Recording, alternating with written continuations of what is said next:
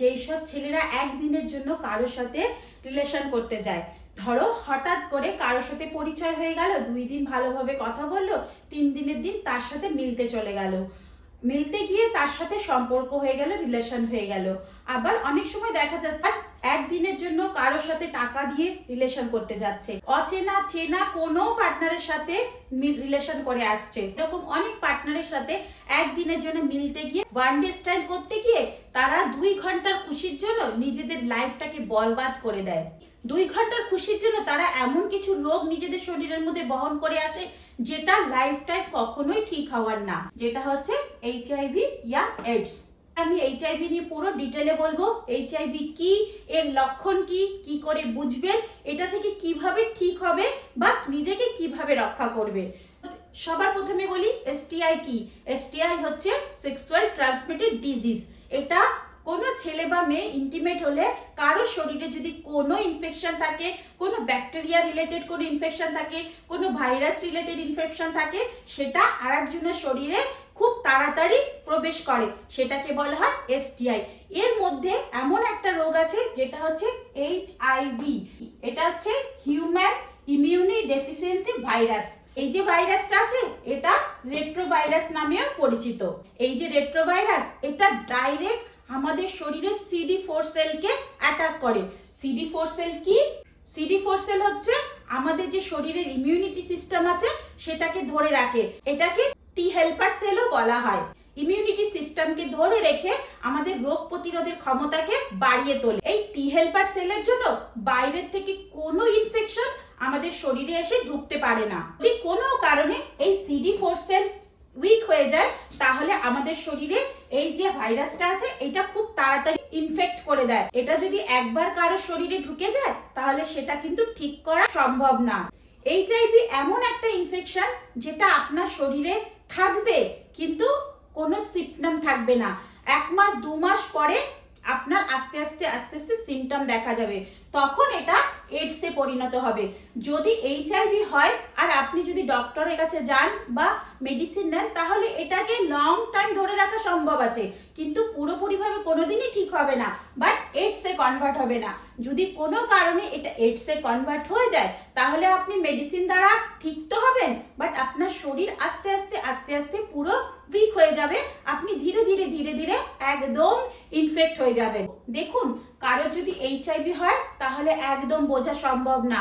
তার কি হবে? সিম্পল কিছু প্রবলেম দেখা দেবে, যেমন গলা ব্যথা হবে, মুখের আশেপাশে হালকা ছালা মতন আসবে, হাত পা একটু ব্যথা করবে, ধীরে তার ওয়েট লস হতে থাকবে, হালকা পেট ব্যথা করবে, সামান্য পরিমাণ জ্বর দেখা দেবে, কখনো টনসিল ফুলে যাবে, না হলে গ্রুম এরিয়া যেমন আন্ডার আর্ম, কুচকির পাশে ওই জায়গায় টনসিলের মতো হালকা ফুলে যাবে। তো এটা ধীরে 1 মাস 2 মাস পরে বড় আকার ধারণ করবে, হালকা বমি ভাব আসবে এবং ধীরে ধীরে তার ভেতরে পুরো ইমিউনি সিস্টেম খতম করে তাকে পুরোপুরি ভাবে এইডসে কনভার্ট করে দেবে। প্রথম স্টেজে যদি HIV কে ট্রিটমেন্ট করা যায় তাহলে একটা মানুষ 30 থেকে 40 বছর নরমাল ভাবে বেঁচে থাকতে পারে। কিন্তু এই HIV কে যদি ট্রিটমেন্ট না করা হয় তাহলে একবার যদি এইটা এইডসে কনভার্ট হয়ে যায় তাহলে কিন্তু 6 মাসের মধ্যে তার কিন্তু কখনোই ভালো হওয়ার চান্স থাকবে না।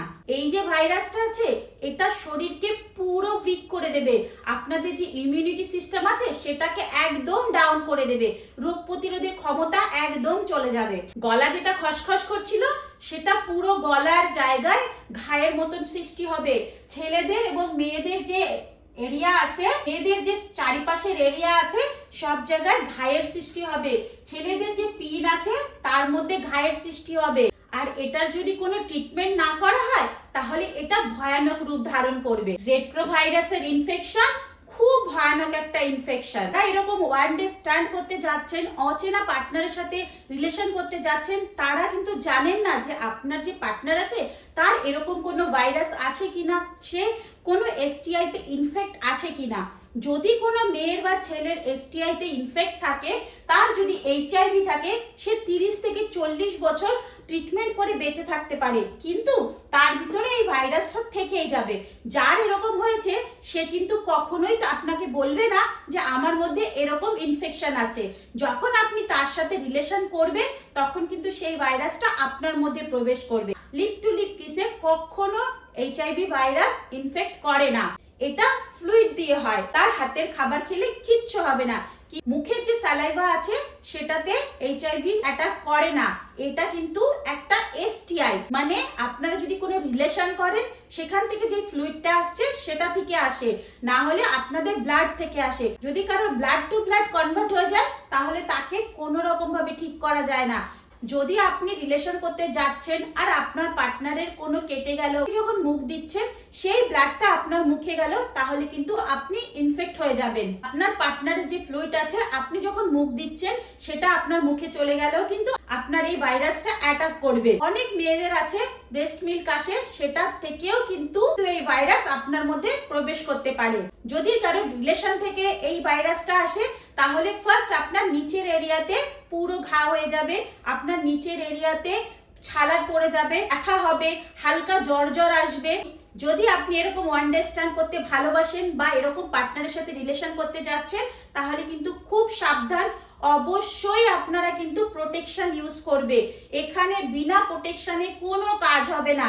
শুধু HIV না, এমন অনেক ব্যাকটেরিয়া ইনফেকশন আছে যেটা কিন্তু আপনাদের ওই এরিয়া থেকেই ছড়ায়। তো চলুন বন্ধুরা, আজকের ইনফরমেশনটা এতটুকু।